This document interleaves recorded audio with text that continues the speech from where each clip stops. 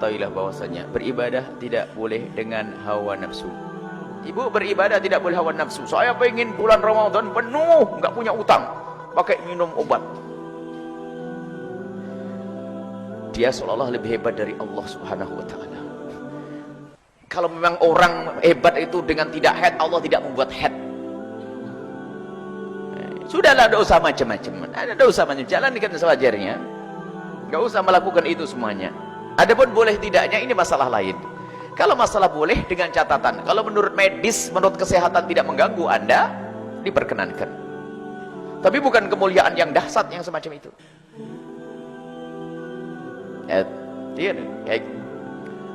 Kemudian, lah kalau Anda punya utang, apakah membayar utang itu mengurangi pahala? Tidak. Pahalamu utuh, bahkan bisa lebih. Bu, ibu punya haid seminggu, ya enggak? Dibayar berapa? Seminggu. Pas ibu bayarnya hari Senin, dapat pahala Senin Kemis juga. Padahal kalau enggak pakai utang, enggak pernah puasa Senin Kemis, lumayan. Kenapa kok pusing-pusing? Ayo, puasa Syawal pas 6 kali 6 hari saya bayar pas di hari Syawal. Niatnya niat bayar utang tok, dapat pahala. Sudahlah, ibadah tidak perlu dengan hawa nafsu. Cukuplah kalau Anda beribadah sesuai dengan apa yang Allah atur tentang dirimu. Haid, Anda dalam keadaan haid tidak akan mengulangi pahalamu. Cuman mungkin ini biasanya takut hawa nafsu. Saya ingatkan, kalau hawa nafsu Anda akan diterima oleh Allah. Bagian hebat, 30 hari saya ini. Ada haid memang dalam diri manusia, diri wanita, memang itu adalah untuk mengeluarkan kotoran, dan itu sudah kesehatan untuk kebaikan kepada wanita tersebut. Jadi kemudian, kalau ada seandainya ada orang minum obat, ya puasanya tetap sah.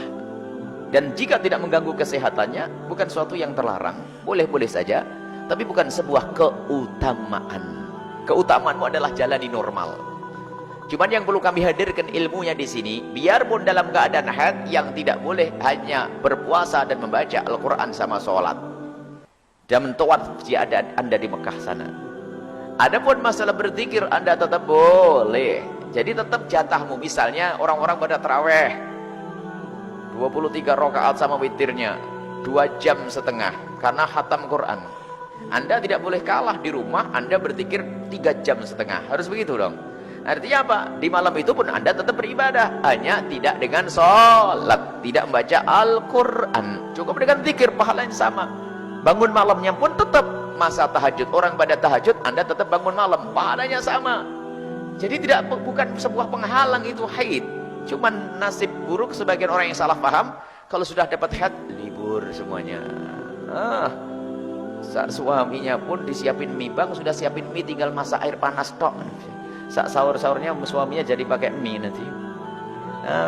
Tidak, ibu bangun menyiapkan sahur, meladeni anak-anak, pahala itu semuanya. Jadi ibadahmu tetap, hanya puasa tidak ada.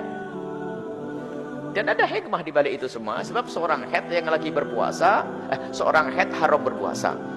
Dalam keadaan haid maka dia boleh makan. Sebetulnya itu kesempatan bagi ibu untuk masak yang enak buat suami dan anak-anak, ya, dicicipi yang pasti. Ibadah juga, dinikmati aja, nggak usah sok ibadah. Seolah-olah lebih hebat daripada orang-orang soleh terdahulu. Minum obat, terus apa lagi? Saya pengen obat anti tidur, biar malam saya tidak ngantuk-ngantuk. Ada orang pada zaman Nabi SAW, kalau mereka mengatakan Nabi itu ibadahnya luar biasa, sudah diampuni dosanya oleh Allah. Diampuni dosanya oleh Allah, ibadahnya sampai kakinya bengkak. Maka sebagian mereka berkata, demi Allah, saya mulai hari ini saya berusaha untuk tidak tidur malam. Satu lagi, demi Allah, saya tidak akan menggauli istri, saya tidak akan nikah sama sekali. Takut terganggu katanya. Kedengaran Nabi SAW, Nabi Muhammad marah. Sungguh, aku adalah orang yang paling bertakwa di antara kalian. Tidak ada yang mengalahi ketakwaan. Akan tapi apa? Ini atazawwajun nisa. Aku juga menikahi seorang perempuan. Aku berbuka, aku juga sahur. Aku makan sesaat, aku buka sesaat. Jadi jangan sok ibadah, mau semalam suntuk gak mau tidur. Penyakit itu.